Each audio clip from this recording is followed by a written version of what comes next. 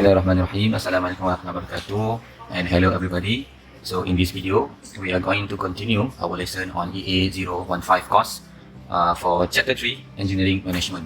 So previously, we already looked at Chapter 1 and Chapter 2, and if you still recall, Chapter 1 is about Introduction to Engineering in Malaysia, where we have 4 subtopics. Then we have Chapter 2, we talk about engineering ethics. We discuss engineering ethics in 3 subtopics, 2.1 to 2.3, and now we're going to continue our journey to become a real engineer by learning Chapter 3, which is not something new, not something alien to engineering, which is management. So in Chapter 3, there would be 4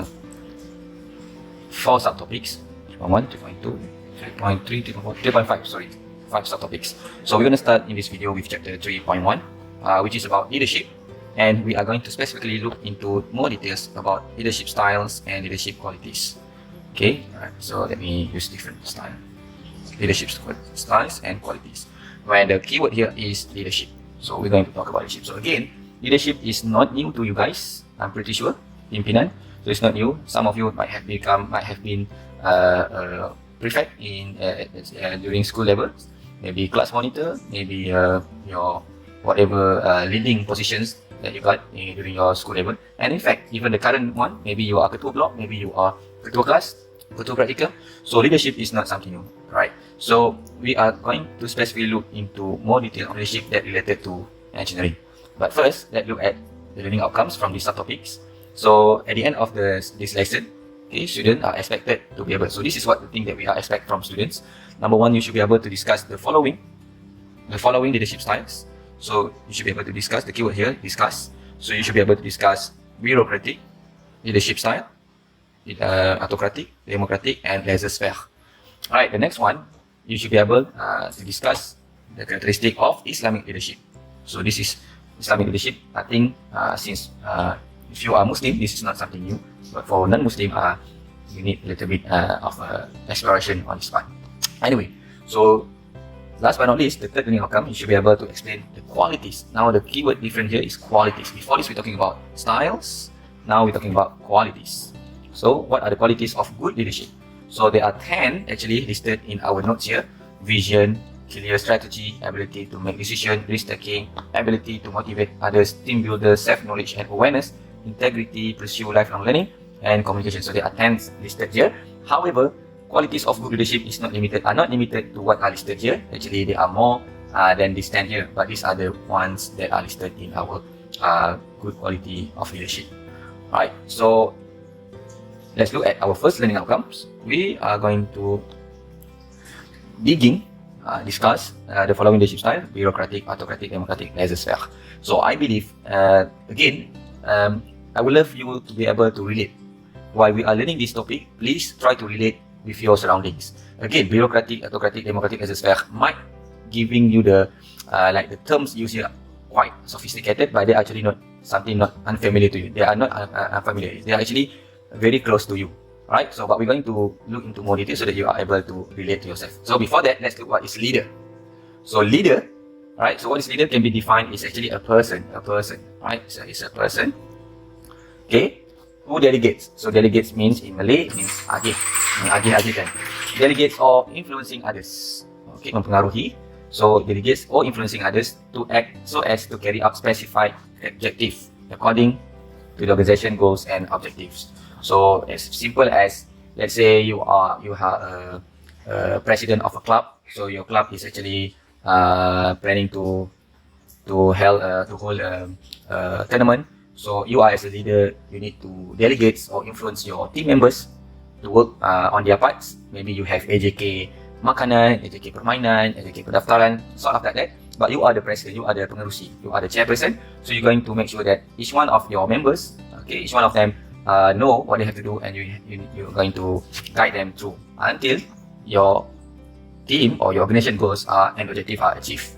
Right? So basically the tournament is ended successfully. All the prizes, all the games are finished completely, and then all the prizes given to the winners. So basically those are standard goal for a tournament event, right? So now we look at leaders' responsibilities. So again, they are not actually new to you. Alright, so let's look at number 1, show, focus, and drive. So these are the responsibility of a leader. So leader, coach and encourage others. Okay, provide role models. So this is quite important. It's very difficult to listen or to follow the leader that doesn't show good role model, isn't it? Alright, so inculcate high standard in others. So inculcate means it's kind of like push, like motivate, so that or expectation, so that the members, the rest of the members will give their best. Okay, deserve a supportive environment. Okay, recognize errors, learn and improve. This is quite important as well. As a leader should be able should have this ability, the ability to admit mistakes and improve from the mistakes, not deny. Always listen to critics and try to improve themselves. So that's one of the leader's responsibilities. And then leadership skills and styles vary according to the context. So we're going to look into more detail the type of styles. So as we see, we have 4 plus 1. Alright, leadership styles. So normally leader will will choose different style of leadership, depends on the situation, depend on the context, the environment, the person and the challenge. Right, so it depends on the situation, the condition they are currently or they are apparently handled. Right, so this is more detail on the definition of leadership. Before this, we just look into the leader. The leader is what is leader. Now we look at leadership. So leadership is actually a social influence process. So before we move on into more detail on this part here, I would like to highlight here, when we're talking about leader, there are 3 things involved. Number 1, of course, we need leader. And then we have, next one, we have subordinates, followers, basically orang bawahan, followers. And then all these want to achieve objectives. So leader will work together with subordinates, coach them, influence them, guide them, whatever, so that the subordinates and the leader can work together to achieve objectives. So if you look into the definition here, you can see that it's basically leadership is social influence process. Right, so it's about process influencing and participation of subordinates, right? Pengikut, participation means penglibatan, penglibatan orang bawahan in effort to reach organization goals. So what are different organization or different bodies, different goals. It includes traits, behavior, influence, interaction patterns, relationships, and occupation of an administrative position. So this kind of quite more technical. So basically what it's trying to say, leadership is not just a straightforward things. It's actually complex because we work with people. So people have different traits, different behavior, different people, different influence, different interaction patterns. So some people love to the way they communicate. Okay, some people prefer from letters, from texting, WhatsApp, Telegram. Some people prefer to direct face-to-face communication. Okay, you speaking to each other verbally. Okay, some people don't want that kind of condition. They prefer some text, some document, and so on. So again, that's what I mean by interaction patterns, relationships, occupation, and administrative position. Alright, so maybe when you work with, let's say, part of your member is actually pensyarah, lecturer. So different position, okay, their position maybe you need to change your style of leadership. So again, leadership is a process.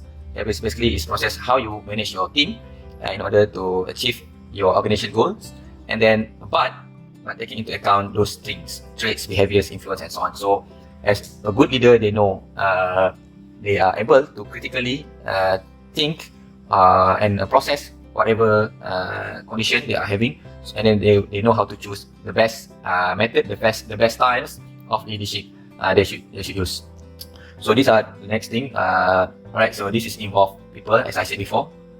It's about involve subordinates, involve unequal distribution of power. So again, it's about power. So some of the group, some members have a greater power, like the leader, the chairperson, the president have a big power, and the rest should be have less power. But among the members also, we have ketua jawatan, we have bendahari, we have setiausaha. So of course, we have this unequal distribution of power between leader and group members. Okay, but again, group members are not powerless. They still have some power, right? Anyway, third one is ability to use different forms of power to influence power followers. So this is using your power is actually ability. Some people tend to use power like instructing, like bossy. Okay, if you don't do this, I'm going to do this, like giving some amaran. Alright. So, but some people prefer, some leaders prefer to use different form of power, such as like they love to use respect power. Means like your subordinates or your followers tend to listen to you because of their respect or their love towards you. So let's say maybe you have worked with somebody before, some leader that really respectful, really something that someone that you really respect. So it's hard for you to not listen to them. So that's also a form of power. So there's a number of ways. Alright, so you can read this more in detail. Alright, so you can pause this video. I'm not going to cover this much because it's going to make this video longer. Alright, so we're gonna jump straight to this 4 here: bureaucratic, democratic, autocratic, and laissez-faire. Alright, so we're gonna start with bureaucratic. So what is bureaucratic?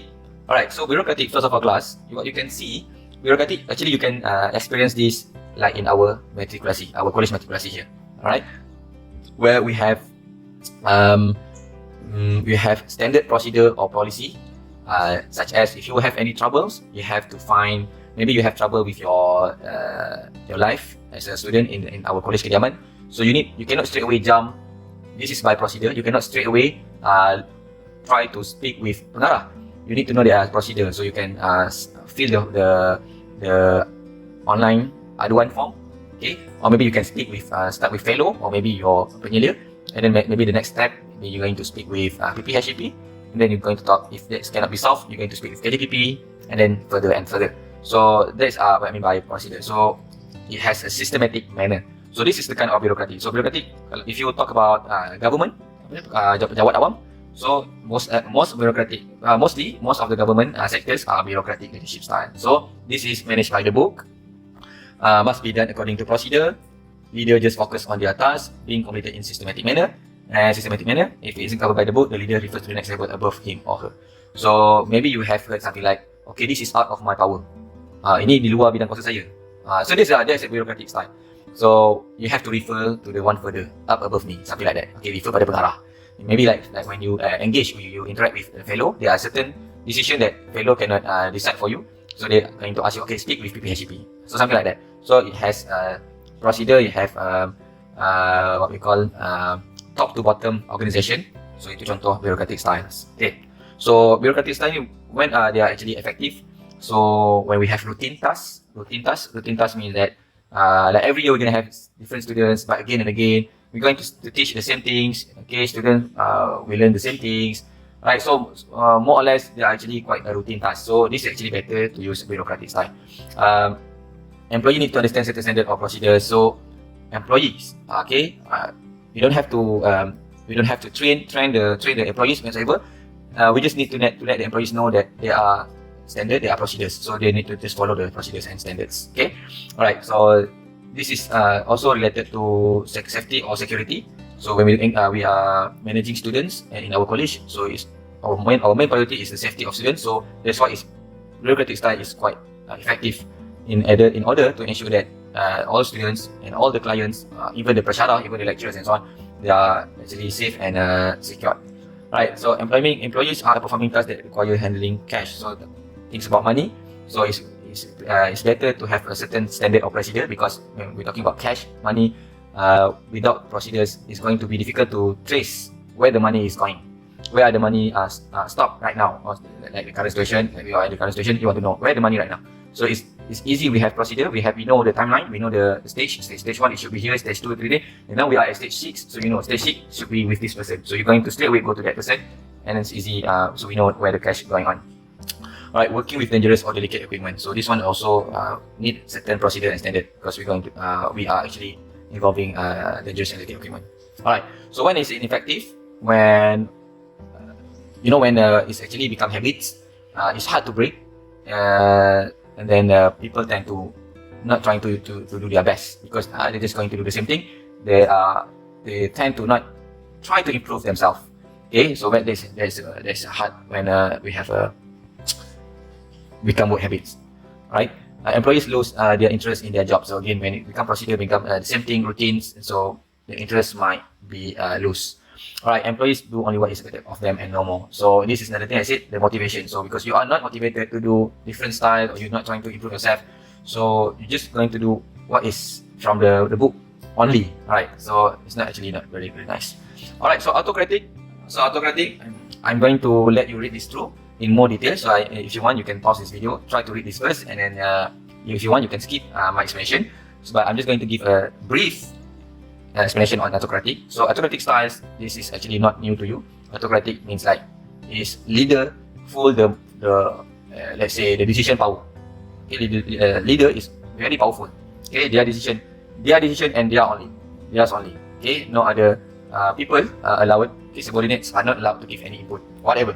Okay, so it sounds very nasty. Okay, macam teruk kan? But there are times where autocratic styles is actually quite effective, right? So you may read this one also. Effective when new entrepreneurs who do not know which task to perform. So you can pause this video, try to read this slide here in more detail. But I want to give you a situation where autocratic style is quite important. So when this is actually autocratic style is actually implemented in military, in ketenteraan, right? When it involves secrecy, okay, kerahsiaan.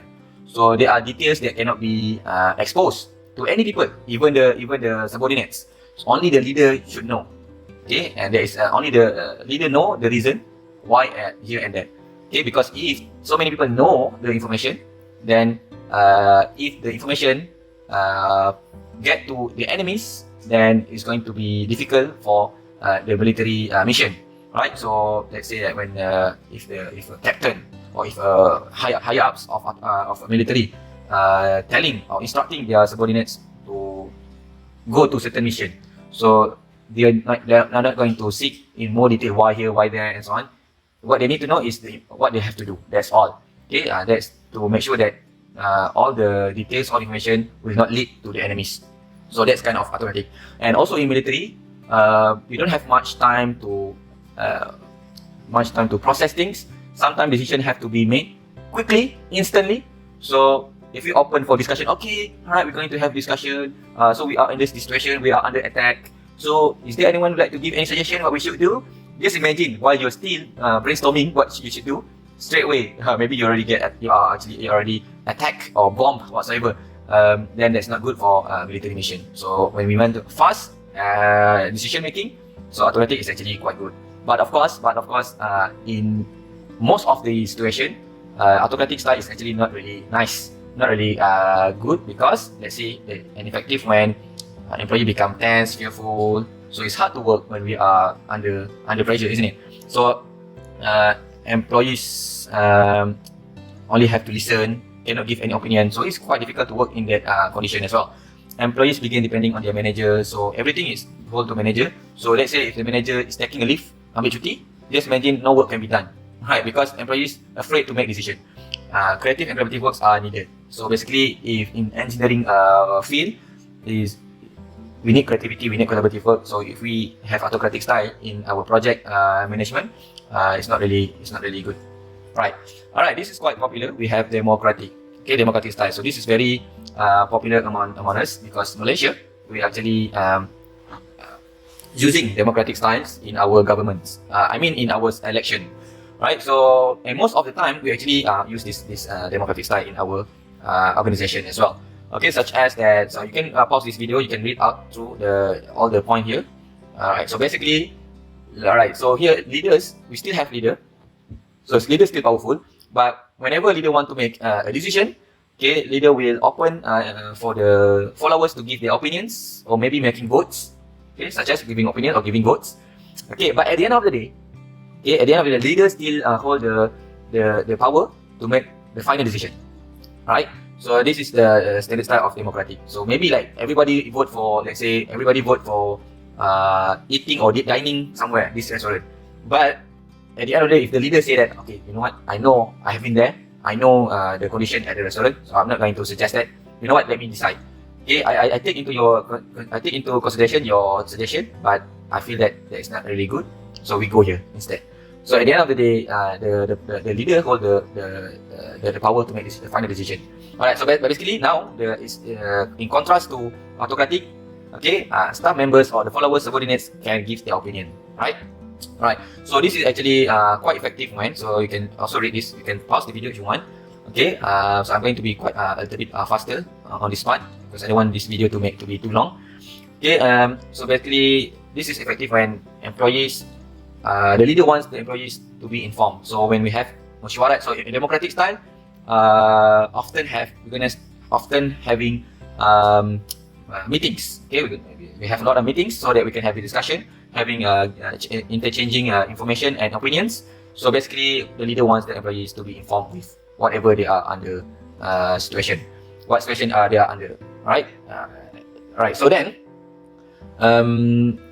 this actually encourage team building and participation. So this is quite important, right? You want to alright. So ineffective when there is not enough time. So again, remember the example I gave in autocratic style when you need instant decision making. So to have opinion changing, to have discussion, brainstorming and solver is not good when there is not enough time. Okay. When the business can't afford mistakes, so sometimes it's actually better to only follow the leader because maybe the leader already is an expert in the field. So most of the time it is, sometimes it's sometimes a few times actually there are business that cannot make any mistakes. Right? Can't affect any mistakes. Okay, employee safety is critical concern. It's about safety again. Involve dangerous and safety procedures. So alright. Now, laissez-faire. Laissez-faire is actually quite a new term, I think. But basically, we do have leader, but the leader not involved with their subordinates or followers. Alright, subordinate or followers. Meaning that the subordinates, the followers, entirely making decision. Okay, alright. Now this is quite interesting. So this is whenever this is quite. If I want to give you an example, this is when the subordinates are actually also among the experts. So let's say again we take the example of you are a club president, so you want to make a tournament, you want to create tournaments. Now you have AJK hadiah, AJK permainan, AJK pendaftaran, you have AJK peralatan and so on. But they are actually experts. Okay, they are pakar makanan, pakar peralatan, pakar permainan. Maybe you among your followers, you hired people from like international punya juri, international punya manager. So they are actually expert in their field. So you don't want to, instruct them do this and that because you know that they know, because they are expert, they know their part, they know their roles. So you're gonna say to them, alright, so here we have this goal, we want to achieve this one, this is our objective. Okay, so it's up to you, you guys, you decide whatever you want, but just let me know what we're going to do. Alright, because we believe because we believe in their expertise. Okay, so in engineering world, normally when we work with scientists and we have technologies, professional engineer. So we tend to not giving much instruction. We just let them do their parts, making final decision. Alright, so subordinates are given very much freedom as possible. Okay, right. But actually, the leader is still responsible for decision made. Right. So even let's say even we have expert making decision. Okay, and then we do the tournaments, organize the tournament. Okay, and then the tournament end up badly.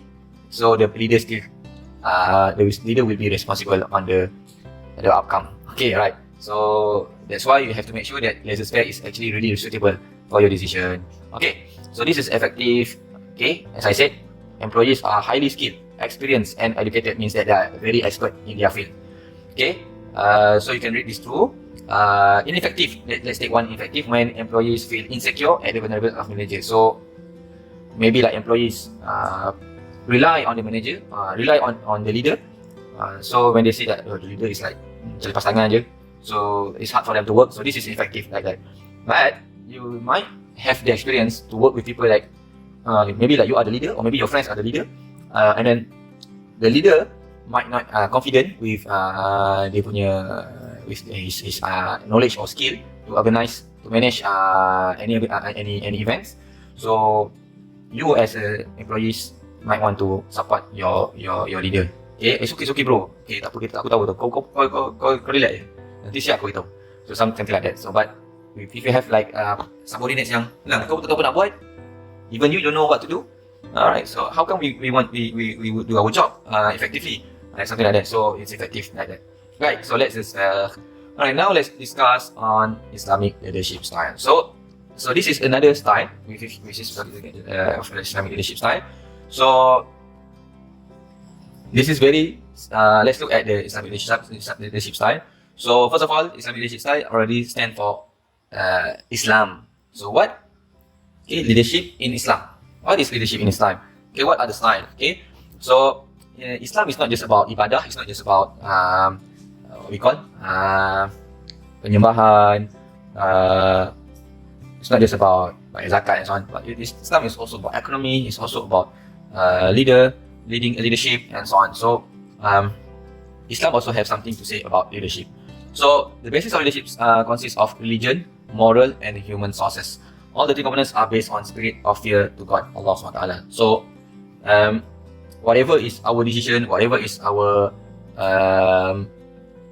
in Islamic leadership style, leader make decision by taking into account the fear of God, the fear to God, to Allah SWT. Okay. So in Islamic leadership style, employees should know that leader is a person to be followed and obeyed, mesti wajib. Okay. Right. So this is as we refer to Al-Quran and Hadith. Okay. As long as the leader make the decision that in accordance to Sharia lah. Alright. Otherwise, if as long as it's obeying Quran and Hadith, okay, employees or the followers must obey must follow the leaders.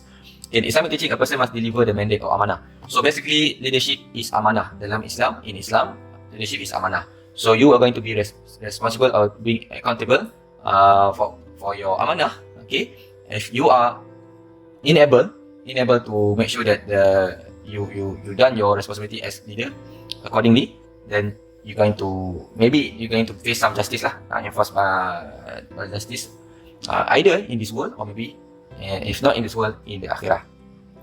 So there are 4 sources of leadership principles in for the Islamic leadership style.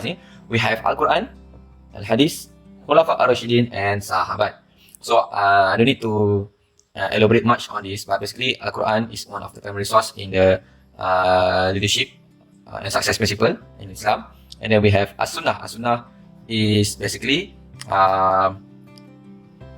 whatever we can learn or we can get, whatever is done, okay, say, showed by example, or maybe we call it secara hikmah lah, secara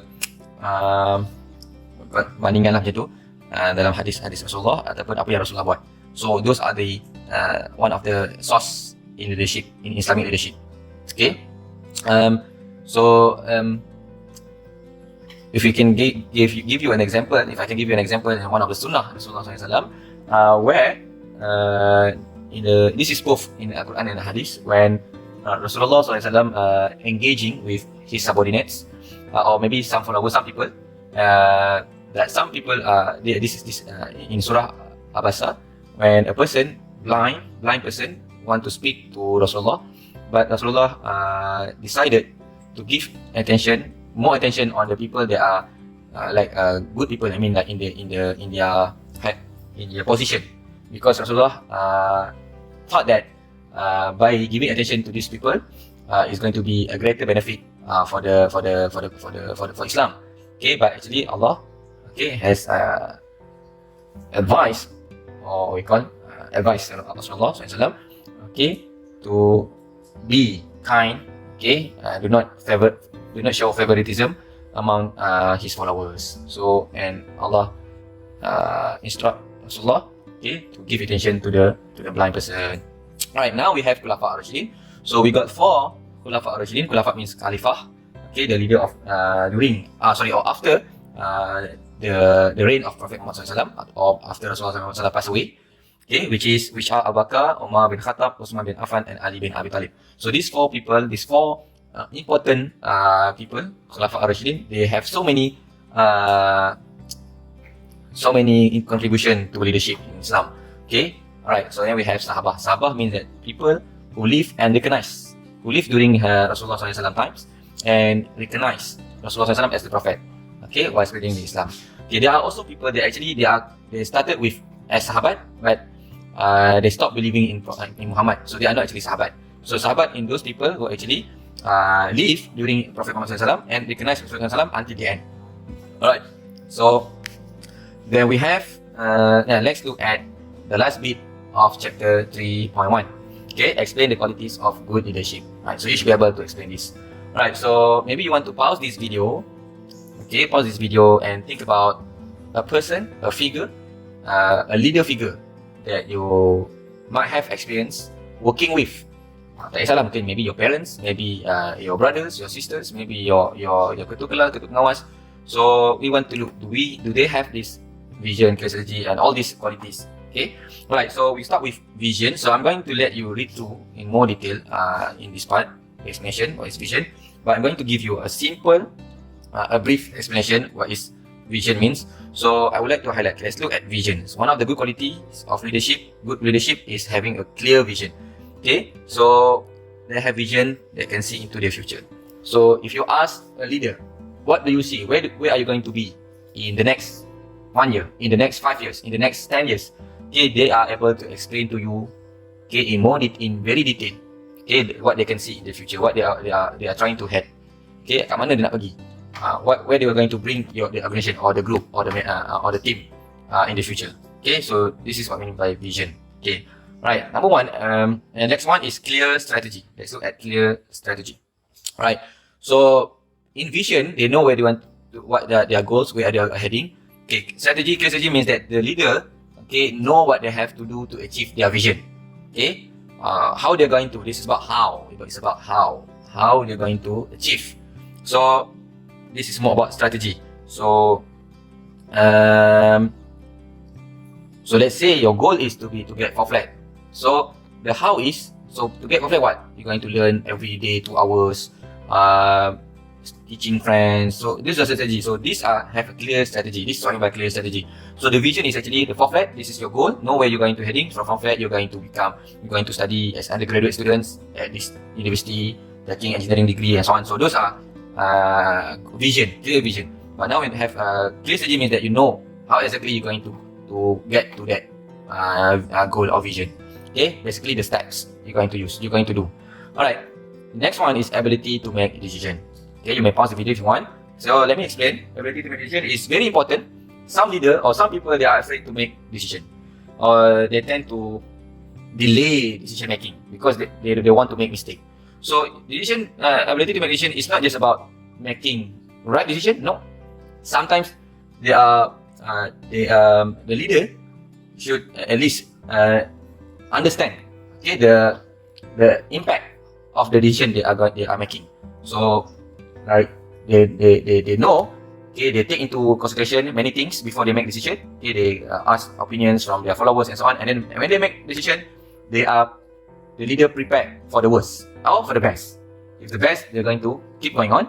If for the worst, maybe the decision made is actually not good, so they're going to learn from the mistake and keep and try something else. Okay, change their course, not giving up. So that is what ability to make decision. So because in engineering projects such as, okay, they involve very hard or difficult decisions to make. So you need to know that you still have to make decision, but you're trying to make sure the decision you make is the wisest one. If the impact is, if it fail, you know the impact is still under control. You don't want to make decision like just entahlah, but that decision impact your health, your life, so that is not actually good. But maybe if it just impact your budget and so on, even like your time, so you know that you still have budget, you still have extra money, you still have extra time, so you are preparing to take the risk. Alright, so now come to the fourth point, the fourth quality, risk taking. So again, it's still quite related to the above one here, quite related to the making decision. So as I said that as a leader, you have to make a very difficult decision many times, again and again. So the decision can be the best, can be for the worst, right? So you need to understand that you need to be a risk taker. As a leader, you need to know that, okay, whatever you have, what effort that you already put, at the end of the day, the final result, the results is out of your hand. You cannot, what we call guarantee this is this is going to happen and so on, because we are human, we are not God. God knows what's going to happen. So we are, as a leader, you need to know that you have limited ability. So when you make decision, you need to prepare to take some risks. Okay. Otherwise, if you are still stuck with the fears to move on, you're going to stuck there forever. You're not going to move. You're going to be afraid to move. Okay. So leader need to move the members so that the organization always in dynamic, always moving, always improving themselves in order to achieve their goals.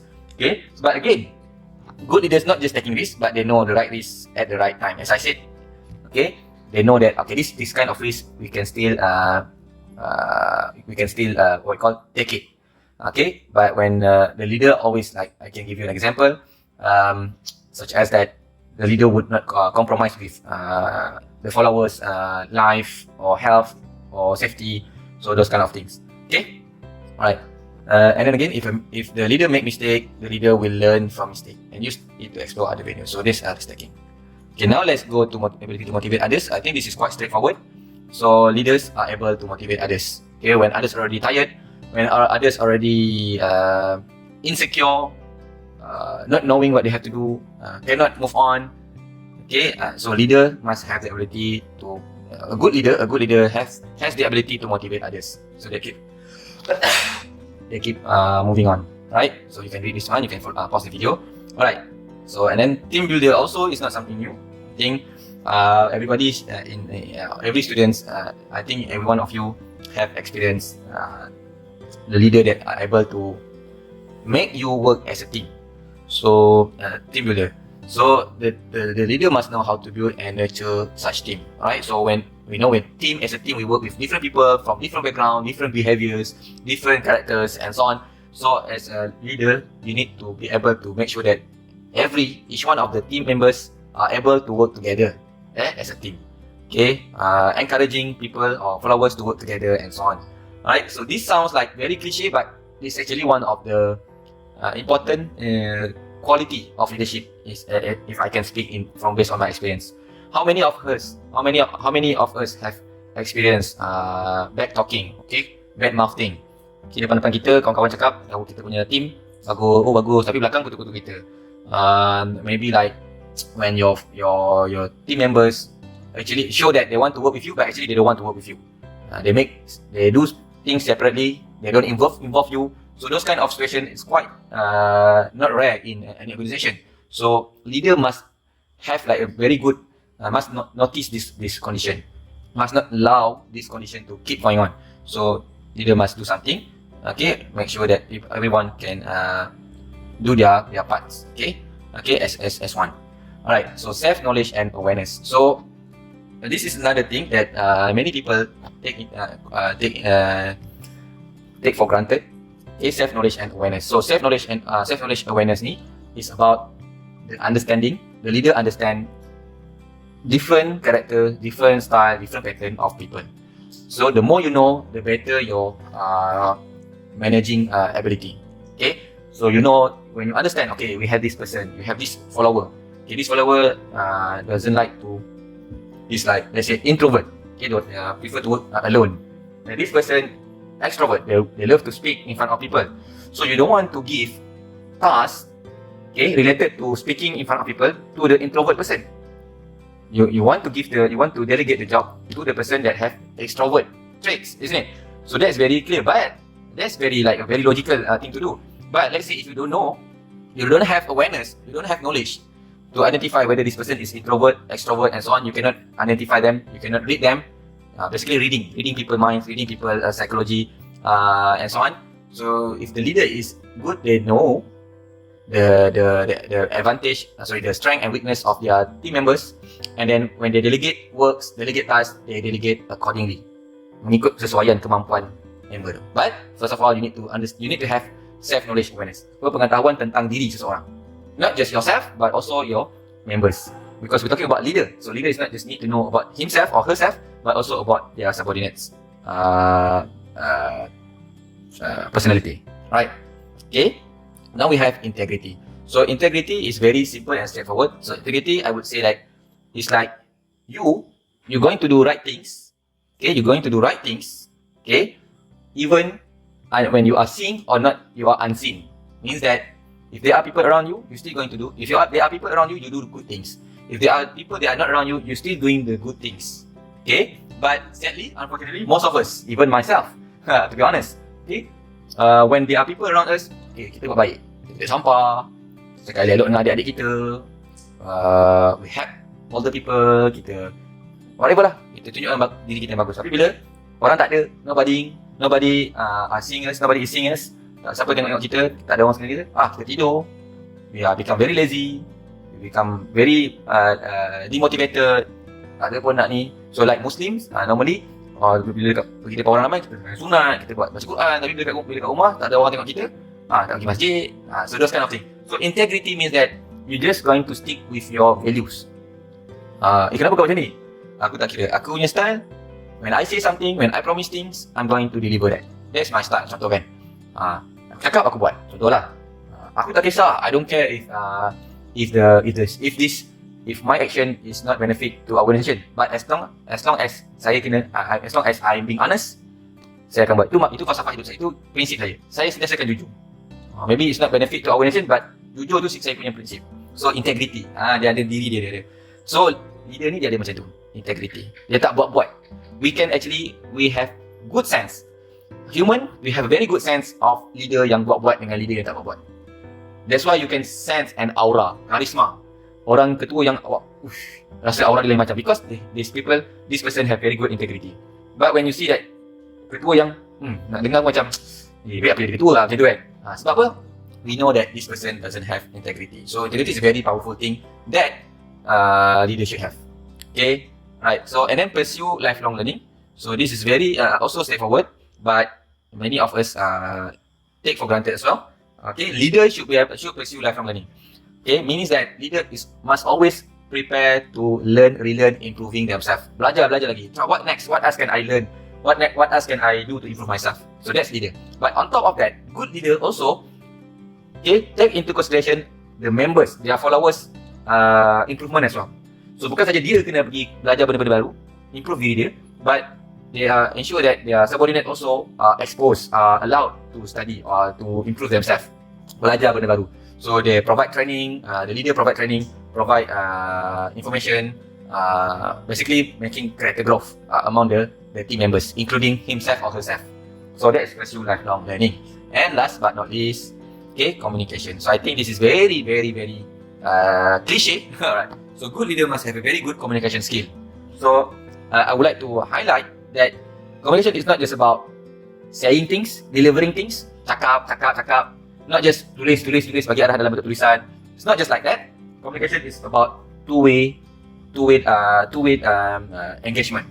So it's not just about the leader who say things, but also the members who are listening. At the same time, the leader have a very good ability to listening skill, mendengar yang baik. That's good leader as well. Okay, that encourage team members to speak their minds. And be honest, be straightforward, and so on. So that is communication skill. Okay, but at the end of the day, what is the objective? What is the objective of good communication? It's about making that the informations being listened, not the information being delivered, no, tapi being accepted. That is more important than delivered. Okay, so good leader know this. Okay, so when they communicate with their team members, they know that they need to make sure that the team members understand whatever they're saying. And whenever the team members want to say something to the leader, they listen first. Okay, don't just judge, don't just avoid misunderstanding and so on. Alright. So last but not least, before you are a leader, success is all about growing yourself. When you become a leader, success is all about growing others. So it's about growing others. This is the key word that I would like to highlight at the end of the day. Alright, so that's all for this lecture. Thank you very much, and Assalamualaikum warahmatullahi wabarakatuh.